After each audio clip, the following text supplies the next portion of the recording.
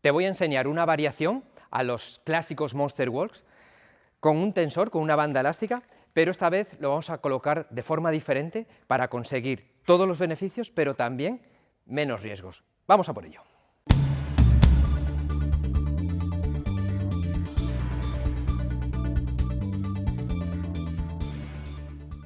Seguramente has utilizado el movimiento o el ejercicio de los Monster Walks, que son estos desplazamientos laterales con el tensor anclado o ofreciendo resistencia alrededor de la rodilla o en la parte más inferior, en la parte distal cerca de los tobillos. Son movimientos como estos, donde con esos movimientos laterales, con esa resistencia adicional del tensor, lo que provocamos es una activación, una sobreactivación, una máxima activación del glúteo medio, o de involucrarlos mucho más al glúteo medio dentro de un movimiento de desplazamiento lateral o desplazamiento frontal. Sin embargo, estos movimientos, estas acciones tradicionales tienen un inconveniente, y es que además de involucrar al glúteo medio, generalmente también involucran o hacen que participe un músculo que no nos interesa, que es el tensor de la fascia lata, y activan muchísimo a la cintilla iliotibial, que es un tejido aponeurótico que va por el exterior de la pierna, que suele tener exceso de tensión. Si a través de estos ejercicios activamos el glúteo medio, pero también generamos más tensión en esa cintilla iliotibial por esa sobreactivación también del tensor de la fascia lata, quizás no obtengamos ese beneficio extra que vamos buscando, sino que ganamos un beneficio por una parte, pero también un inconveniente por la otra. Para evitar esto, yo tengo un recurso o una variable que me gusta muchísimo más y como alternativa a los típicos Monster Walks con el tensor alrededor de la rodilla, que es lo que la mayoría de la gente hace, y pocos utilizan este recurso. La variación es la siguiente: vamos a colocar el tensor con una banda elástica, lo vamos a colocar en la punta del pie, sobre todo al final de la puntita del pie, no en la parte media, sino ya en la puntita del pie. De esta forma lo que obtengo, lo cruzamos, y de esta forma lo que obtengo es un vector de resistencia que me invita a esa rotación interna de las piernas, en este caso de los pies, pero que se transmite a todo el tren inferior, a toda la pierna, y llega hasta la cadera. Si yo soy capaz de vencer a esa resistencia y mantengo mis pies paralelos, estoy generando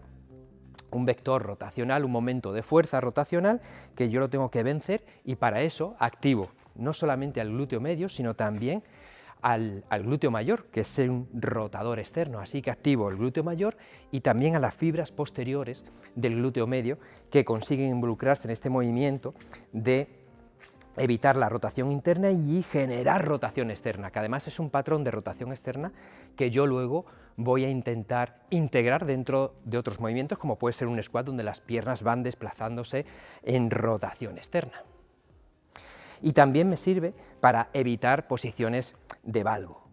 que es un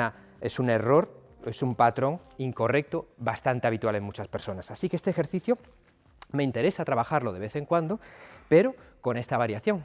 Y ahora que tengo ese momento rotacional por disponerlo en la puntita de los pies, intento que siempre los pies vayan en paralelo, evitando que lógicamente caigan en rotación interna, sino ahí las rodillas separaditas, los pies paralelos, y ahora puedo hacer desplazamientos laterales, pero atención, que estos desplazamientos laterales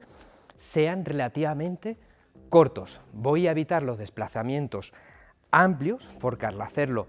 amplios, quizás ya no es acción del glúteo medio, porque el glúteo medio tiene un recorrido relativamente corto.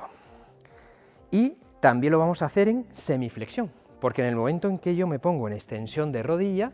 y hago movimientos con las rodillas extendidas o bastante erguidos, lo que voy a conseguir es llamar la atención o la participación del tensor de la fascia lata y la cintilla iliotibial.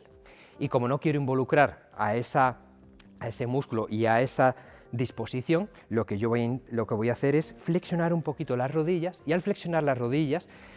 quito de la ecuación o evito que participen de forma significativa tanto el tensor de la fascia lata como sobre todo generar tensión en la cintilla iliotibial, porque esta cintilla iliotibial es un tejido aponeurótico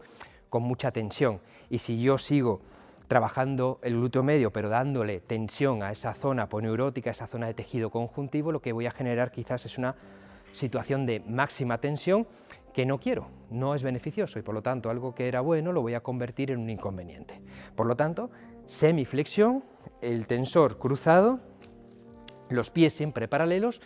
y desplazamientos más bien cortos. Puedo hacerlo lateral, puedo hacerlo caminando hacia adelante, cortitos, y caminando hacia atrás. Con eso ya voy a tener una activación suficiente del glúteo medio y el glúteo mayor, que también se va a ver involucrado.